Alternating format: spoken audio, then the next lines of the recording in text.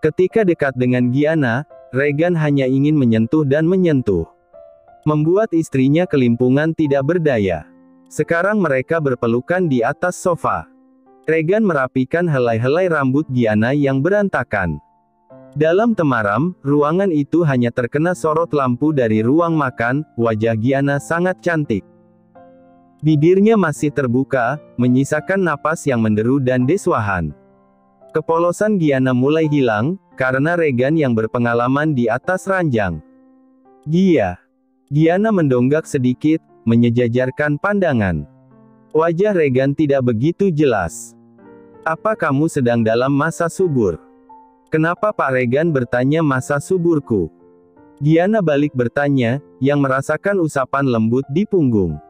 Regan menyentuh kening Gianna dengan keningnya. Apa kamu tidak sadar aku lupa mengeluarkan di luar? Gianna spontan menjauhkan wajahnya. Degup jantungnya berdetak cepat.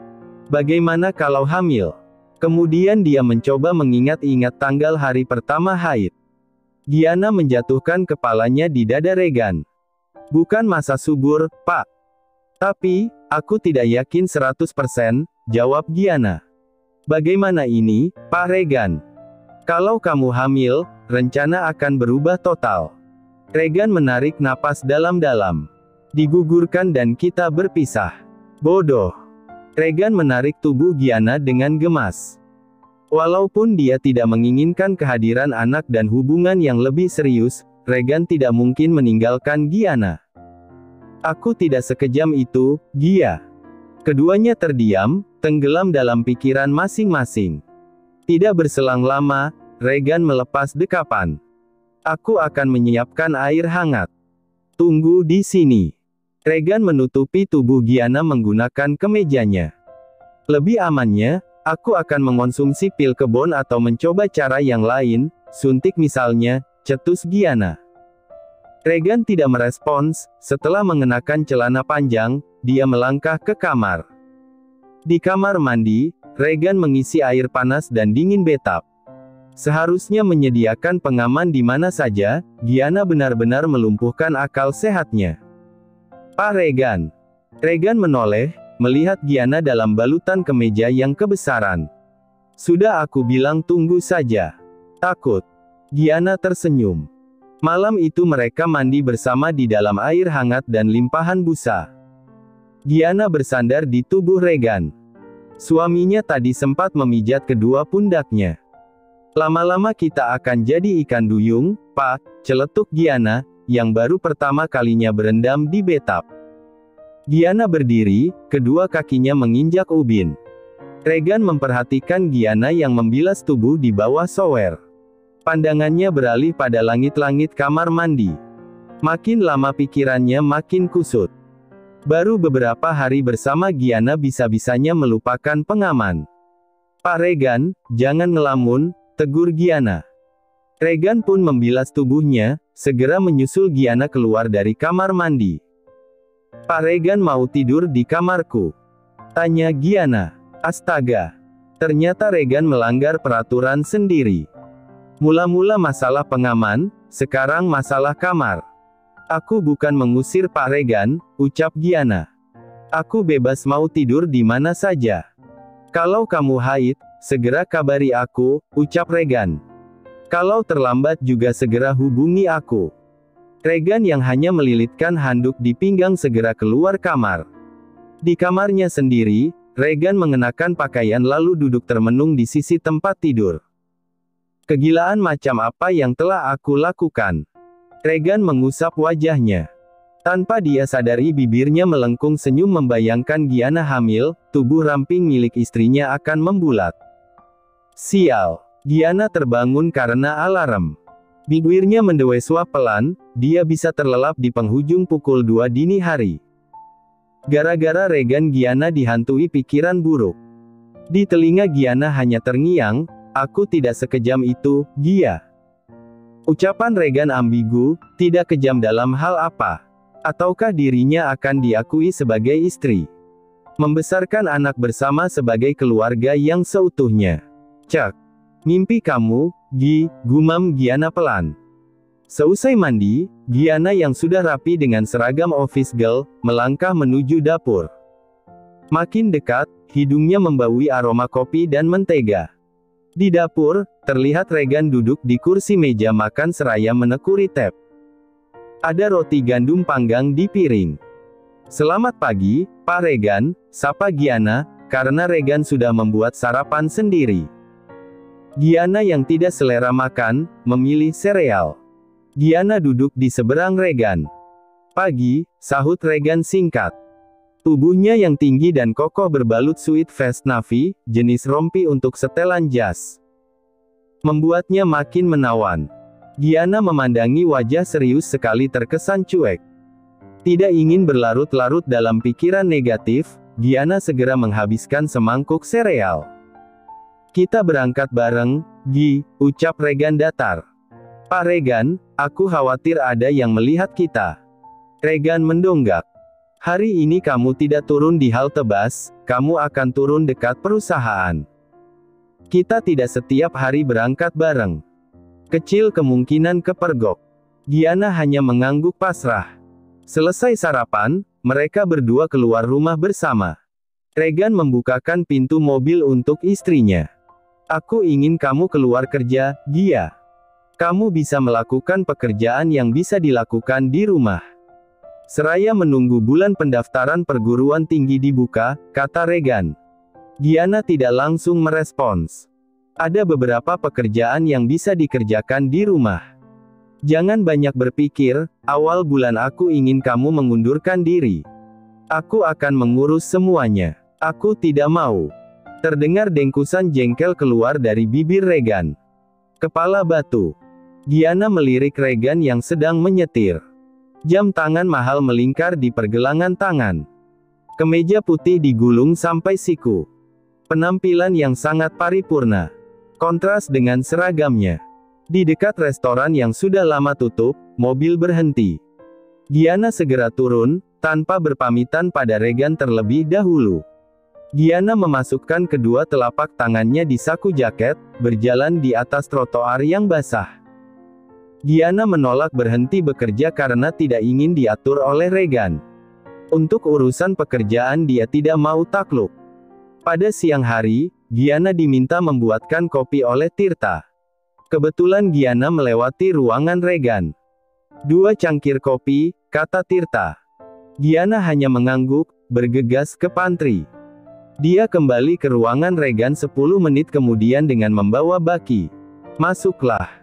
Tirta membukakan pintu lebar-lebar. Di dalam ruangan, Regan sedang bicara dengan lelaki tua. Giana melangkah hati-hati ke arah meja di antara sofa. Meletakkan satu persatu cangkir kopi. "Aku tidak mau kopi, Regan," tolak si kakek. "Kamu." Dia menunjuk Giana. Iya, Pak." Giana gugup sekali. "Tolong belikan jus alpukat dan bakso. Di belakang gedung perusahaan. Warung bakso Papri." "Regan ada uang tunai. Kasih ke OB itu." "Kakek, tidak biasanya makan bakso," ujar Regan terpaksa mengeluarkan uang 100.000 dari dompetnya. Giana maju 2 langkah, menerima uang dari Regan. Ternyata lelaki tua dengan setelan baju mahal itu adalah kakek suaminya. "Jangan pakai lama," perintah Akma. "Baik, Pak." Giana setengah berlari dari lift menuju luar gedung. Terus berjalan cepat menuju warung bakso yang ramai sekali. Butuh waktu 10 menit, akhirnya Giana keluar warung bakso. Menenteng 2 kantong plastik. Dia sampai berkeringat karena cuaca yang panas. Giana mengambil mangkuk, sendok, dan garpu di pantry terlebih dahulu. Lagi-lagi, Tirta membukakan pintu untuk Giana. "Ini bakso dan jusnya, Pak." Giana menaruh mangkuk dan 2 kantong plastik. Regan mengambil kantong plastik, mengeluarkan bakso dan jus alpukat. "Hei, aku minta jus tanpa susu coklat," protes Akma, melihat pinggiran gelas sekali pakai terlihat gradasi susu coklat yang menempel.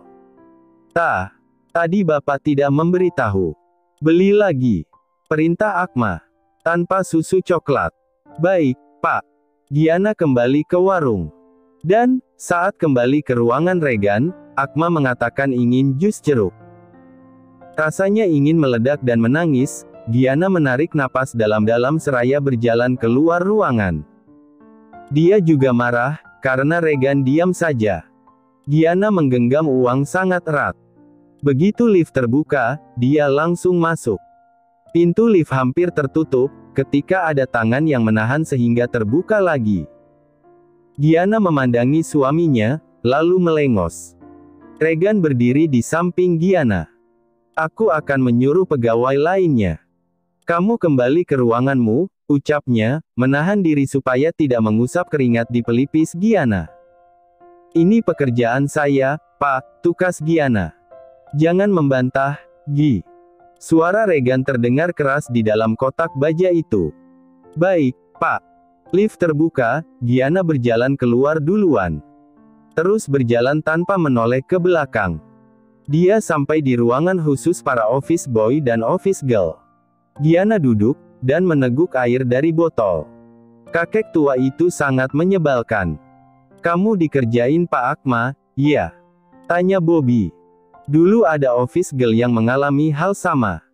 Disuruh bola-balik dari warung Padang sampai bakso. Lebih parah, Gi. Sampai 6 kali. Aku juga ingat, timpal Handi. Sampai nangis si Fitra. Kakeknya Pak Direktur emang unik, seloroh Bobby. Gianna meluruskan kakinya yang pegal, mengelap keringat menggunakan lengan kemeja. Gianna juga menyandarkan punggung. Hari yang melelahkan. Pulang kerja, Gianna mampir ke minimarket. Membeli coklat dan sekaleng minuman teh berkarbonasi rasa buah-buahan.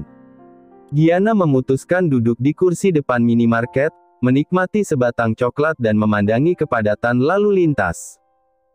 Sementara telinganya mendengar obrolan dua orang gadis di seberang meja.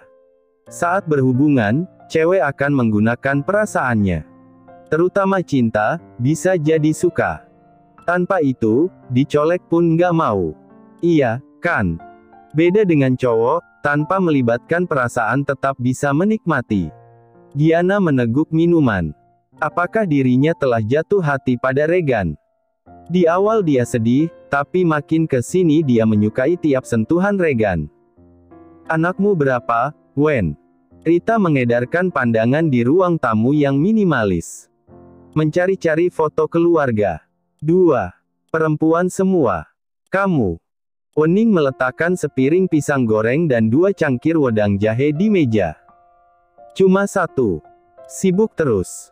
Duda pula, jawab Rita, tergelak. Dan, kita berdua sama-sama sudah menjanda ya, Wen.